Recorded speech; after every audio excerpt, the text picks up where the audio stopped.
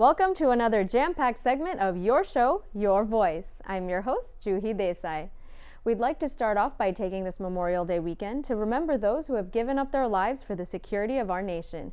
Their sacrifices, their families, and their lives are in our hearts. And now we'll take a look at the highlights of today's episode. Exclusive interviews with Indian actress Soha Ali Khan and Cry America CEO Shefali Sunderlal, a press conference featuring Ravi Batra, lead counsel for 18-year-old Kritika Biswas, and a one-on-one conversation with Prince Manvendra Singh Gohil.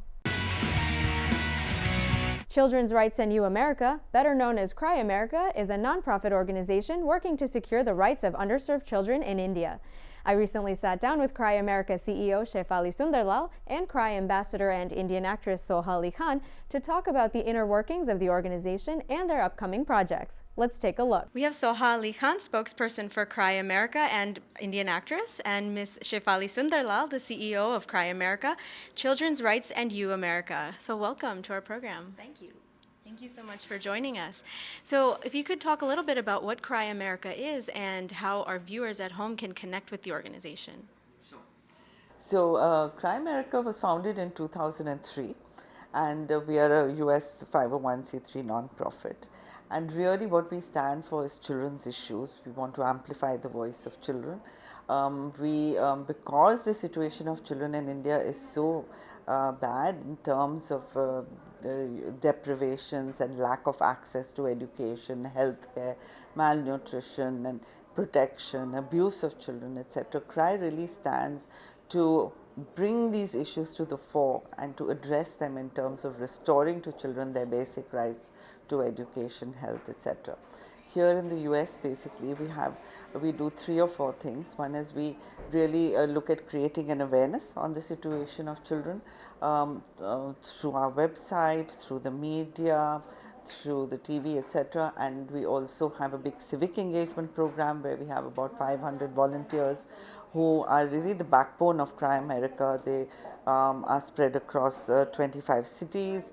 We have a big fundraising program also. We have an awesome base of 15,000 very generous donors, and whatever money we raise then we give towards supporting projects that work on children's issues. So far in 8 years of our existence, we've been able to support about 52 projects, and these 52 projects have impacted the lives of over 358,000 children living across 1,900 rural, tribal and urban communities.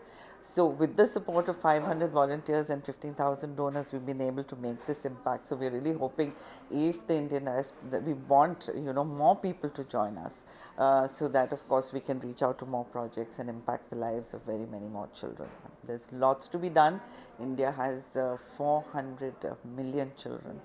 And a lot of them are, in a situation which requires urgent attention.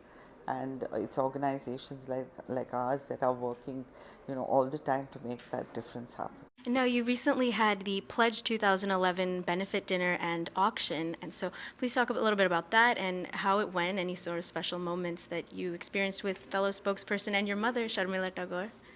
Well, we had, as you said, we had a fundraising dinner in New York, followed by a fundraising dinner in Seattle. And I believe, Cry America has, of course, been very active in doing a number of events, some of which are fundraising dinners, some of which are cricket matches, some of which are walks. So fun things as well, where there are a number of people who want to help, who want to make a difference, who are obviously in a position to make a difference because this is, of course, a land of opportunity. And the Indian diaspora here is very powerful and has a voice as well as economic backing, and they are obviously deeply rooted and want to make a difference to India. They know the plight of children. We're talking about 200 million children who don't go to school. The statistics are very frightening, and I see my life in India as one obviously of privilege in so many ways, economically, socially, educationally, the fact that I've received really high quality education, and I think that's what makes the difference in my life as opposed to another girl child back home. The fact that I have options, that I have choices, that even though I have chosen to work in the same profession as my mother, it really is honestly my choice, and I could have done something else, and I was doing something else earlier. And that's what empowerment is about, and that's what we really would want these kids to have, the ability to be the best of what they can be. And India is a very labor-intensive country, and that labor, those people, if we invest in them, can really be a powerhouse as well.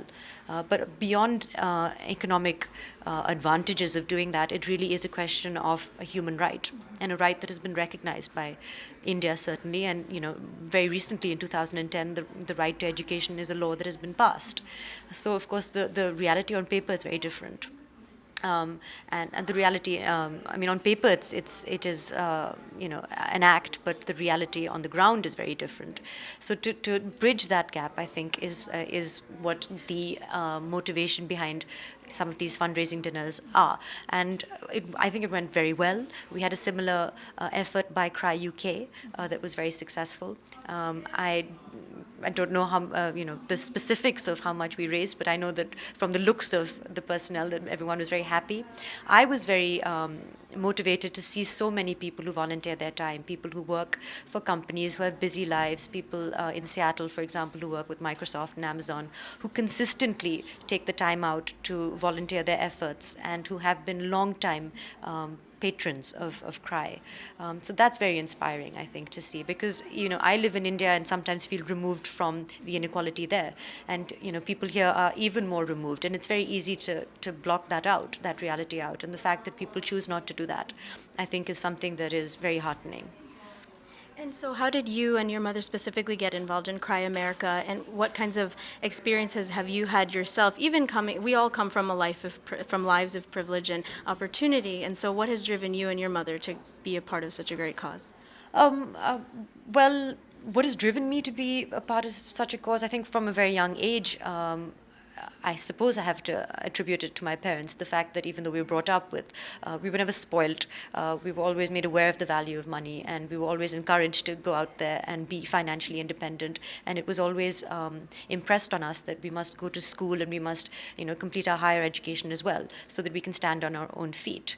And my memories of Cry are the greeting cards that my parents used to buy, and we used to always give out our Diwali cards, our Christmas cards on those cards. And the fact that my mother always said that you must, when you start earning, put aside a little bit and donate that to any charity or NGO that, a cause that you espouse. And for me, it's been education, because I've seen the impact and the difference that education has made to my life personally. And our association with Cry America has probably come through our association with Cry India. My mother's been, a patron and a strong advocate of Cry India for over 10 years now. I've worked with them for about 5 years. And this is the first time we've worked with Cry America, having worked with Cry UK. It's, again, I think, wonderful to come to, as I said, a place which is where a lot of the opinions, I think, of people who live in America are so influential all over the world and are telecast all over the world. And we're very affected by those opinions back home in India. So I think the people that we're appealing to here are extremely influential. So to come here to advocate this very important cause, I think, was something that made a lot of sense to us. And I think it's gone very well. So we hope to do more things like this.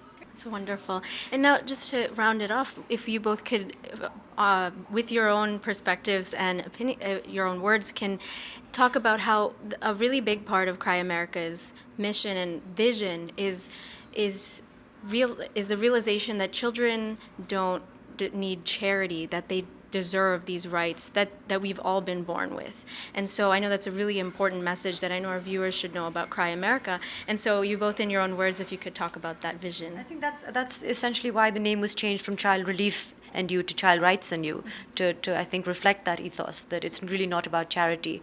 It's about the fact that if you give people some basic inputs that are human rights, of course, that have been recognized as human rights since 1948, that these people will succeed and will become the best that they can be.